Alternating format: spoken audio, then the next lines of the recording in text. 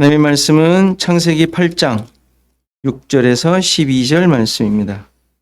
창세기 8장 6절에서 12절 말씀 제가 봉독해 드리겠습니다. 40일을 지나서 노아가 그 방주에 낸 창문을 열고 까마귀를 내놓음에 까마귀가 물이 땅에서 마르기까지 날아 왕래하였더라. 그가 또 비둘기를 내놓아 지면에서 물이 줄어들었는지를 알고자 하매 온 지면에 물이 있으므로 비둘기가 발붙일 곳을 찾지 못하고 방주로 돌아와 그에게로 오는지라. 그가 손을 내밀어 방주 안 자기에게로 받아들이고 또 7일을 기다려 다시 비둘기를 방주에서 내놓음에 저녁 때에 비둘기가 그에게로 돌아왔는데 그 입에 감람나무 새 잎사귀가 있는지라. 이에 노아가 땅에 물이 줄어든 줄을 알았으며 또 7일을 기다려 비둘기를 내놓음에 다시는 그에게로 돌아오지 아니하였더라. 아멘.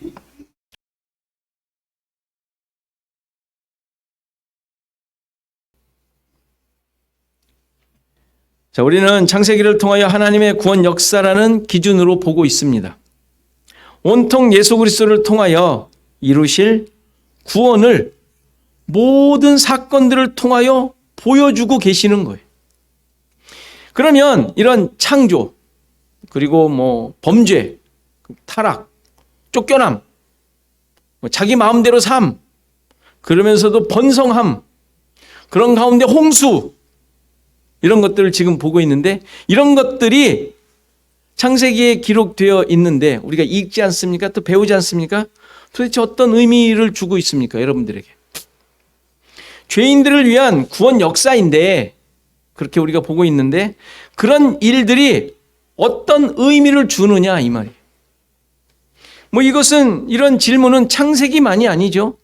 성경에서 하나님의 구원 역사, 예수 그리스도의 그 모든 행하신 것, 성육신부터 시작해서 이 땅에 오신 것부터 시작해서 그가 행하신 모든 일들, 말씀 전하시고 전도하시고 병을 고치시고 그리고 고난 받으시며 십자가에서 죽으시고 그리고 부활하셔서 승천하시고 재림하신다. 이 모든 것들이 성경에 쓰여 있는 내용이잖아요. 전부잖아요. 그 전부잖아요. 그게. 이런 것들이 나에게 무슨 의미냐는 질문이에요. 하나님께서 그런 일들을 다 하셨다는데 그래서 So what? 늘 묻는 질문 아니에요? 재밌는 두 단어, 영어 두 단어. So what? 그래서 성경의 많은 내용들을 알고 있다는 것이 정말 의미가 있는가? 저는 물리를 좋아해서 지금도 물리나 천체에 대한 이런 내용들이 들리면 자꾸 생각하고 머릿속에 되뇌이고 그래요. 근데 그게 나의 삶을 변화시키는 것이 아니죠. 지구에 대한 지식을 알고 있던들, 태양을 도는데 그게 365일이라는 것이 아니어서 매년 4년마다 윤달이 있다는 등 이런 걸 아는 게 내 삶을 변화시킵니까? 올해는 2월달이 29일이 있지. 그러니까 더 잘 살아야지. 이런 생각을 합니까?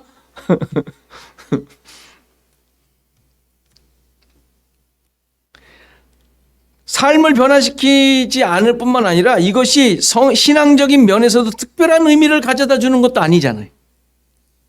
유명한 과학자들이 발견하고 얘기한 그 법칙들을 잘 알고 있고 그것을 잘 설명하여 그게 이런 거야 라고 하더라도 하나님과의 관계가 깊어지던가요? 그럼 저보다 그것을 발견한 그 사람이 더 깊어져야지. 그렇지 않겠어요? 굳이 이점이 있다면 그런 자연과 우주를 하나님께서 만드셨다라는 놀라움 정도? 놀라움을 갖는 거? 그렇지 않아요? 그런데 성경에 대한 지식도 이룰 수 있다라는 거예요. 성경에 대한 지식. 머릿속에 아는 것만으로 있다면 그것으로 인해 하나님과의 관계가 성숙하지 않더라는 것이죠. 아무리 어디에 무슨 말씀이 있고 그 말씀과 이 말씀이 어떤 연관이 있어 무슨 뜻이다라고 척척 박사처럼 이야기를 하더라도 많은 성경학자가 그러하듯이 내가 죽었던 자이며 죽어야 할 죄인으로 자신이 발견되고 은혜로 살아난 자임이 고백되지 않는다면 그냥 책꽂이에 껴있는 백과사전과 다르지 않아요. 근데 백과사전 언제 보세요? 1년에 2번 보잖아요. 2번. 갑자기 누가 물어봤는데 생각이 안 나서 쳐다보는 거. 갑자기 뭔가 막 하다가 이게 뭐지 해가지고 내가 끊어보는 거. 2번밖에 안 봐요. 1년에. 아니 평생에 한 3번 보려나? 이게 백과사전이라고요. 성경이 그럴 수 있다고요. 성경이.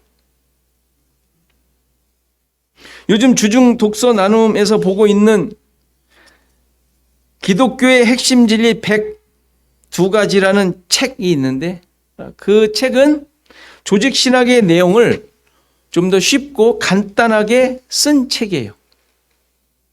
성경에 대해, 하나님에 대해, 예수님과 성령에 대해, 타락과 구원에 대해, 그리고 교회와 종말에 대해 서술한 내용이에요. 조직신학의 그 주제들이거든요. 지금 말한 것들이. 쉽게 풀이해서 쓴 거지만 아무래도 그 조직신학이라는 틀에서 벗어나기가 쉽지 않은 것 같습니다.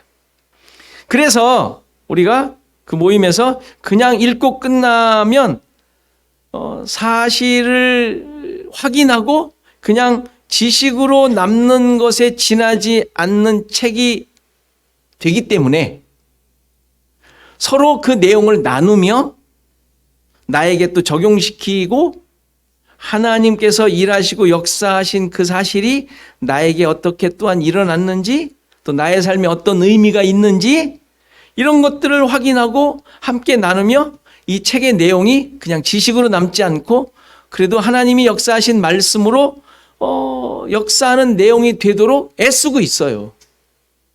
그래야죠. 이 책이니까. 그래도 책인데 하나님에 대해 성경에 대해 배우는 책인데 그렇게 남아야 되지 않겠어요? 그렇게 역사되어야 되지 않아요.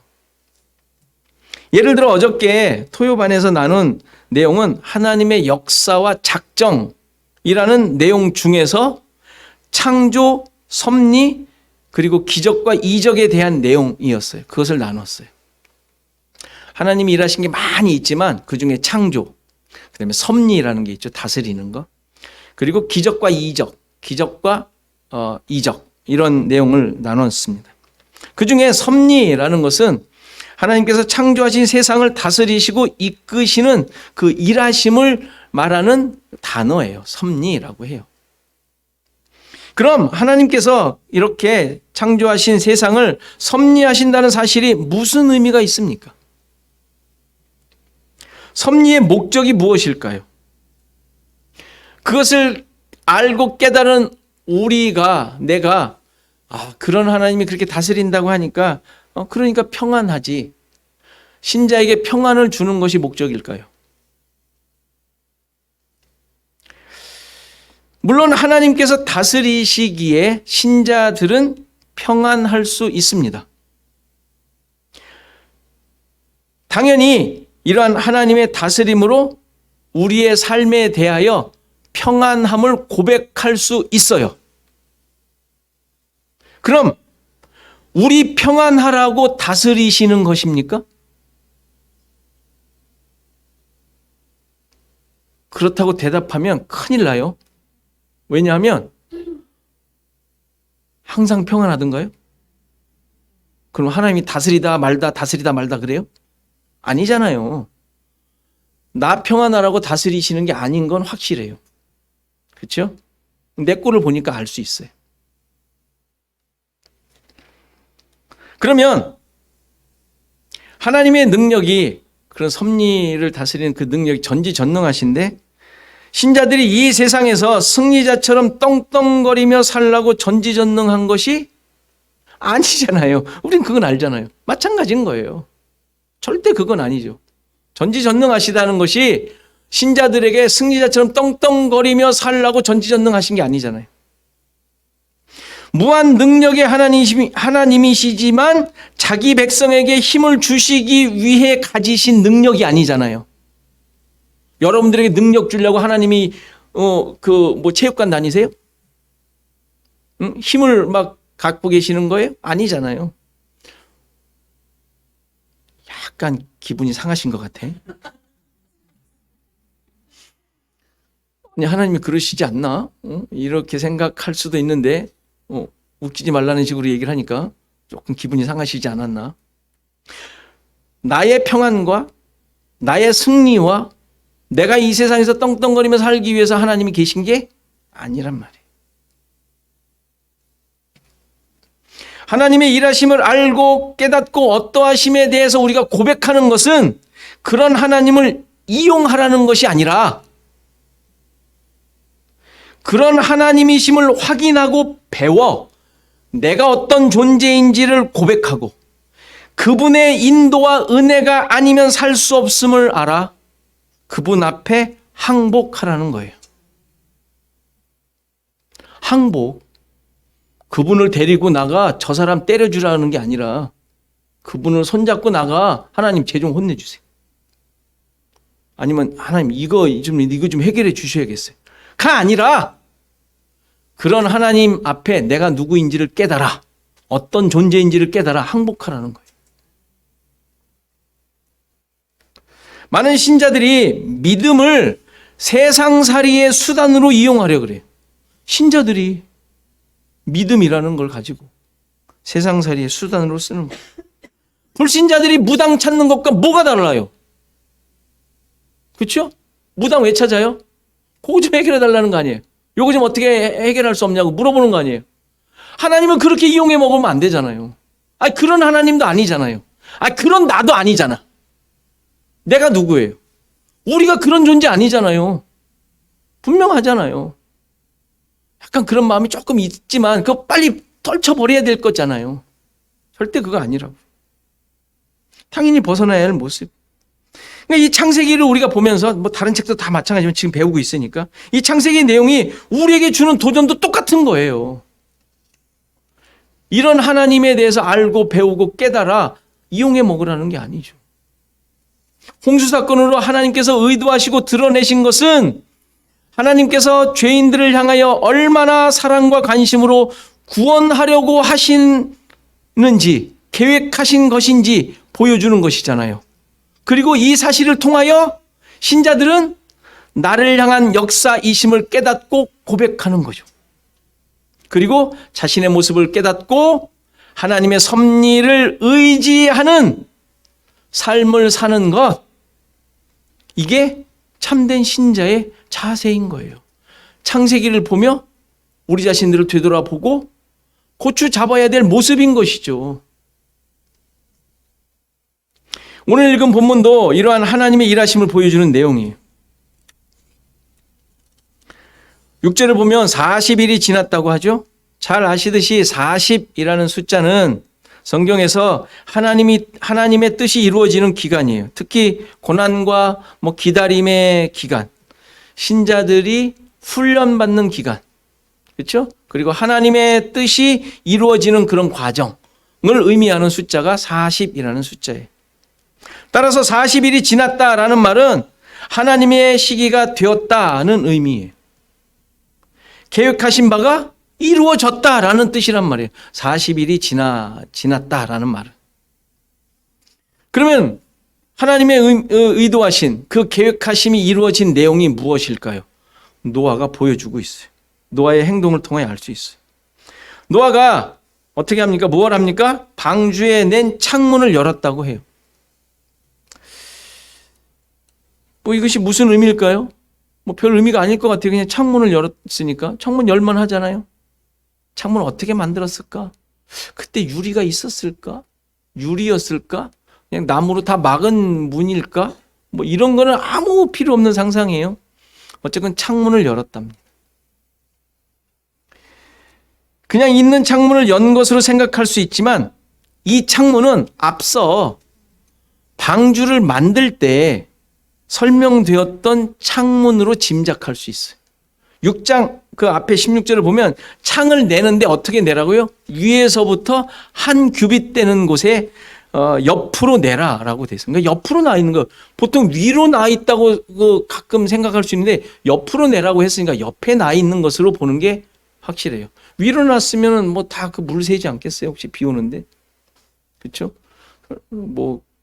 셀 수도 있지만 위로 낸 것 같지는 않습니다. 위에서 옆으로 내는 것이죠.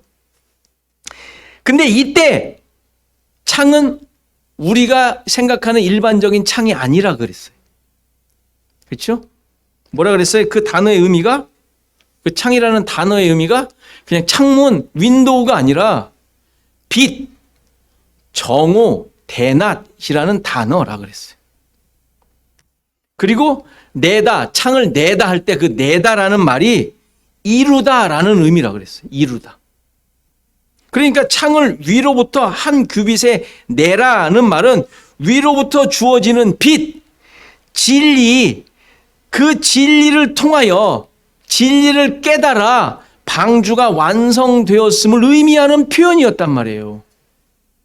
막 만드는 게 아니라 이 방주가 어떻게 만들어진 것인지를 보여주는 표현이었단 말이에요.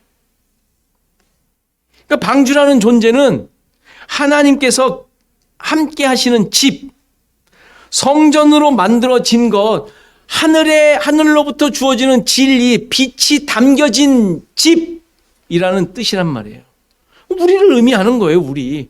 예수 그리스도를 의미함과 동시에 우리 신자들을 의미하는 거라고 얘기했잖아요. 그러니까 그 모든 것들이 그냥 만든 물리적인 건축학적인 표현들이 아니라 이러한 하나님의 구원하시려는 그 성도를 향한 어떻게 만드시는지, 어떻게 구원하시는지를 계속 표현하고 있는 내용들이란 말이에요. 자, 이렇게 표현된 그 창이었는데, 홍수가 지난 후에 노아가 연 창문은 이때 만들어진 창과는 전혀 다른 창문이라는 사실이에요. 또 단어가 달라졌어요. 본문에 나오는 창문이라는 단어는 구멍을 뚫다, 상처를 내다, 더럽히다 라는 단어에서 온 명사예요.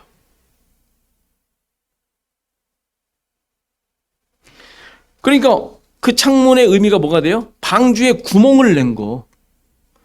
그것을 쳐서 상처를 내어 만든 것이 지금 이 노아가 연 창문이란 말이에요. 그러니까 이 창문은 어떤 의미예요? 홍수를 통하여 하나님께서 이루신 구원 사역인 예수 그리스도의 고난을 상징하고 있는 창문인 거예요. 십자가 사건이 성취된 존재, 이 방주가 이제는. 그러니까 홍수를 통하여 이루어진 내용이 무엇인지를 계시해 주고 있는 거예요. 홍수가 세례라는 사실을 베드로 사도가 얘기를 했었죠. 베드로전서에서. 홍수가 세례를 의미한다는 말은 그 홍수 안에 무엇가 있다는 얘기예요. 십자가 사건, 거듭남, 새 생명을 주는 것이 그 홍수에 있다라는 의미잖아요. 세례라면 그게. 그러니까 홍수를 통하여 새 생명을 얻게 하셨다는 사실 아닙니까? 충분히 이해가 되는 내용이에요. 홍수, 그 물이 세례의 의미가 있다라는 말은 그 홍수를 통하여 새로운 생명이 주어졌다는 의미지 않습니까? 그러니까 그것에 대한 증거가 바로 이 방주에 난 창문이란 말이에요. 창문. 홍수 전에는 하나님의 말씀, 진리를 의미하던 창이 홍수 후에는 고난과 십자가를 의미하는 창문, 꿰뚫어진 곳, 상처난 곳, 구멍난 곳으로 설명하고 있는 이유가 거기에 있는 거예요. 그러니까 홍수는 단순히 심판만을 의미하는 것이 아니죠. 하나님께서 세상을 향해 진노를 쏟아낸 것이 아니라 그러한 상황 속에서도 하나님께서는 예수 그리스도의 십자가를 통하여 구원의 은혜를 이루어 가고 계셨던 거예요. 그렇다면 이런 사실이 신자들에게 주는 의미가 뭐겠습니까? 아까 말씀드린 대로 평안함입니까? 마음의 위로가 되십니까? 이런 분이 나를 구원하셨다는 사실이 감격이 되십니까? 이런 마음들이 있는 거 충분히 이해가 갑니다. 그거 틀렸다 하지 말라는 말은 아니에요. 그러나 그러한 목적으로 하나님께서 홍수를 일으키시고 구원의 역사들을 계시하신 것이 아니죠. 잘 생각해 보세요. 지금 이 사실을 듣고 있는, 그래서 깨달아야 하는 이스라엘 백성들은 지금 광야에서 헤매고 있는 중이에요. 게다가 이전에 애굽에서 살던 때가 더 좋다고 불평불만을 쏟아놓고 있는 상황입니다. 자신이 애굽으로부터 해방되어 약속의 땅으로 가고 있다는 사실조차 긴가민가하고 있는 처지예요. 이들에게 창조하신 하나님이 너희를 구원하시려고 이러한 놀라운 일들을 만들어 진행하셨다, 이러한 구원 계획을 알려주시는 이유가, 제발 너희들 그러지 말고 말 좀 잘 듣고 불평불만 하지 말고 걱정하지 말고 마음 편하게 잘 따라오너라 라는 이유겠습니까? 그러고 있는 자들에게. 이 세상에서 정말 힘들고 고생하며 살고 있는 하나님의 백성들에게, 여러분들에게 힘들게 지금 살고 있는, 걱정하지 말고 내가 다 알아서 할 거니까 너희들은 내 말만 잘 듣고 따라오라는 의미로 성경 말씀을 주셨겠냐는 말이에요. 그렇게 성경책을 보고 있지는 않죠. 많은 신자들이 너무 생각하지 않고 이렇게 원초적인 반응으로 하나님을 믿고 있는 것은 아닌가 되돌아보셔야 돼요. 너무 단순하게. 물론 단순한 것이 나쁜 건 아니지만 이렇게 하나님의 뜻에 대해 그냥 그래 하나님께서 알아서 하시겠지, 그래 나는 편하게 가지면 돼, 이런 식으로 반응해서는 안 된다라는 거예요. 무조건. 물론 하나님을 믿으면 마음도 편해지고 평강이 찾아오는 것은 당연한 거예요. 그러나 그것이 목적이 아니라 하나님의 구원 역사가 이렇게도 창조 때부터 집요하게 계획되어 성취되어 왔고, 그러한 일하심이 죽어 있는 죄인들에게까지, 심지어 나에게까지 이루어졌음을 확인하고 깨달아 그 사실 앞에 무릎을 꿇고 자복하며 감사와 찬양을 올리는 것, 그 하나님의 뜻과 명령이 무엇인지 늘 귀 기울이며 그 뜻대로 살기로 작정하며 살아가는 것, 이것이 하나님의 일하심의 목적인 거예요. 이제 노아는 이렇게 새롭게 구속의 역사를 드러낸 창문을 통하여 특별한 또한 행동을 보여줍니다. 까마귀를 내놓았는데 까마귀가 물이 땅에서 마르기까지 날아 왕래했다고 하죠. 이 사실을 가지고 많은 사람들이 연구를 했어요. 연구를 많이 해요. 왜 까마귀를 놨을까? 먼저 놨을까? 왜 까마귀는 계속 왕래했는가? 까마귀는 도대체 방주로 돌아왔는가? 이런 의문들이 참 많았습니다. 이에 대해 까마귀는 부정한 새이고 사체를 먹는 새라서 먼저 보냈다. 죽은 그 사체를 먹느라 방주로 돌아오지 않았다는 식의 새의 어떤 특성을 가지고 그러한 의문에 답하곤 하죠. 그 다음에 비둘기를 보낸 것은 반대의 의미로 정결하고 깨끗한 순결한 존재로 이해하곤 했습니다. 그러나 당연히 그런 내용이 아니죠. 이게 무슨 물리적인 동물의 왕국이 아니니까. 구속의 역사가 드러나는 현장에서 사체 먹는 부정한 새를 보내어 땅이 말랐는가 확인하는 것이 무슨 의미가 있겠어요? 까마귀는 땅이 말랐는가를 확인하기 위해 보낸 것도 아니에요. 거기 그렇게 나와 있잖아요. 비둘기에게 그랬지 그냥 까마귀는 그게 아니었습니다. 노아가 까마귀와 비둘기를 내보내는 건 역시 특별한 의미가 있는 내용입니다.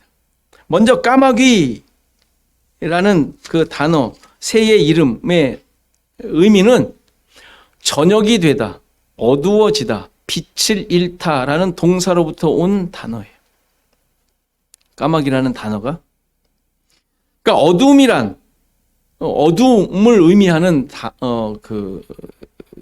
단어인 것이죠. 그 새 이름인 것이죠. 그러니까 어둠이 있다라는 얘기는 빛이 없는, 빛을 잃은, 빛을 볼 수 없는, 좀 더 복음적으로 말한다면 율법의 상태인이라는 뜻이에요. 빛이 없으니까 율법의 상태. 예수님이 오셨을 때 빛이 왔는데 어둠에 있던 자들은 율법에 있던 갇혀 있던 자들이잖아요. 죽은 상태에 있는. 이런 의미의 새인 까마귀를 내보낸다는 것은 무슨 의미일까요? 홍수를 통하여 이루어진, 이제부터 새롭게 시작되어지는 새로운 은혜의 환경의 세상은 이렇게 어두움이 물러간 율법의 저주가 사라진 모습임을 보여주고 있는 거예요.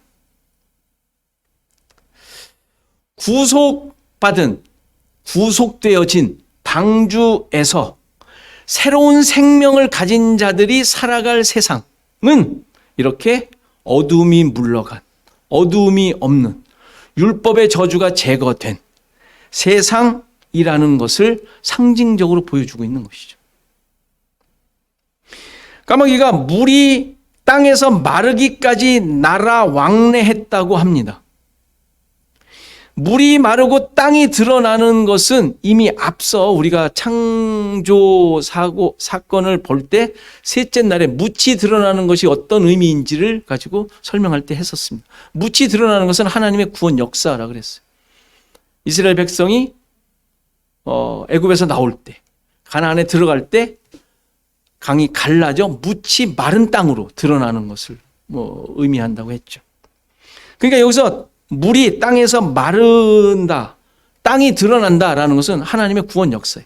그러니까 구원 역사가 확인될 때까지 까마귀는 계속 날아 왕래했다라는 표현을 하고 있는 것이죠. 근데 여기서 까마귀가 날아 왕래했다라고 했는데 방주를 왔다 갔다 했다는 의미처럼 보이지만 원래 의미는 방주를 떠나 왔다 갔다 배회하고 있었다라는 뜻이에요. 방주에 오지 않습니다. 여기서 나라라는 말이 그냥 떠나라는 단어예요. 떠나. 그것은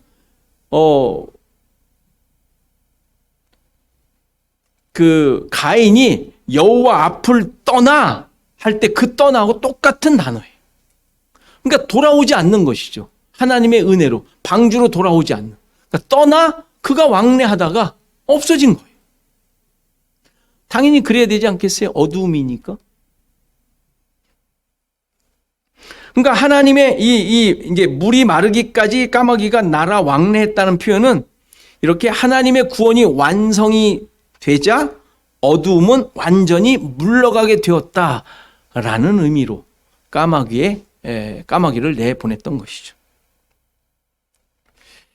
너무도 당연한 모습이라고 생각할 수 있습니다. 하나님께서 기억하신 자들. 지금 8장 1절에 나오죠. 하나님이 기억하셨다. 씨가 있는 자, 생명이 있는 자, 하나님께서 생명을 주신 자, 씨를 가진 자, 새 생명을 가진 자, 이들이 살아가야 할 세상은 당연히 어두움이 없어야 되죠. 어둠이 물러간. 그래서 하나님의 약속이 성취된 새 하늘과 새 땅이어야 되는 거예요. 당연한 것이죠. 그리고 이 모습은 미래에 이루어질 내용이 아니라 예수 그리스도로 말미암아 주어진 신자들의 모습인 거예요. 신자들의 삶의 환경인 것이죠. 하나님의 빛을 따라 어둠이 물러간, 그래서 새로운 생명을 가지고 살아가는 자들의 모습을 보여주고 있습니다. 여러분들이 그런 존재인 거예요. 그러니까 여러분들의 모습에 참담한 모습을 볼 때마다 되뇌이셔야 돼요. 내가 이런 자들이 아닌데, 나의 본질이 이게 아닌데, 이게 기도 제목이어야 되고 하나님 앞에 무릎을 꿇고 자복해야 될 내용인 거예요.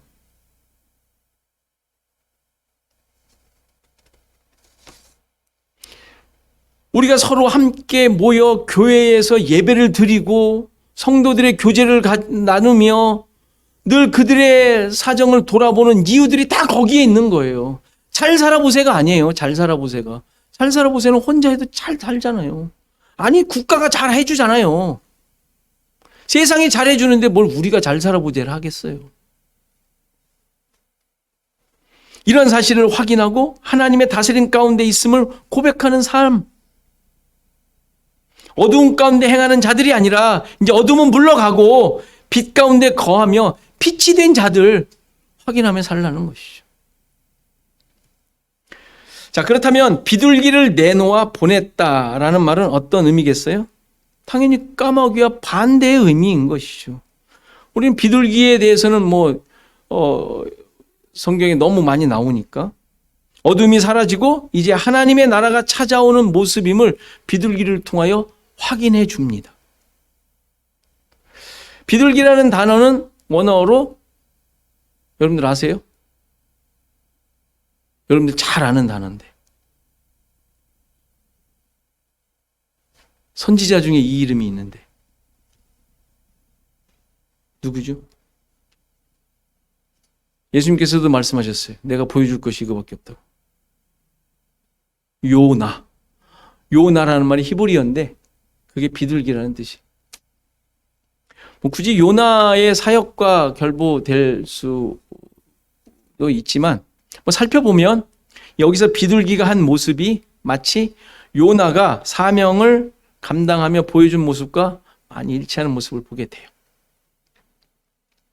자, 비둘기를 보낸 목적은 분명하게 오늘 본문에 나와 있듯이 물이 지면에서 줄어들었는지를 알고자 한 거예요. 그런데 발붙일 곳이 없어서 그냥 돌아왔고 다시 일주일이 지나서 7일이 지나서 비둘기를 다시 보내는데 저녁 때에 두 번째 때 감람나무 잎사귀를 새 잎사귀를 물고 왔죠. 그러니까 이것으로 물이 줄어들었음을 알았다고 했고요. 그리고 다시 7일을 기다렸다가 비둘기를 보냈는데 이제 돌아오지 않았다라고 합니다. 그러니까 분명히 비둘기를 통하여 분명한 것들을 알게 된 것이죠. 분명한 것들. 목적이 분명히 성취되었음을 알 수 있어요.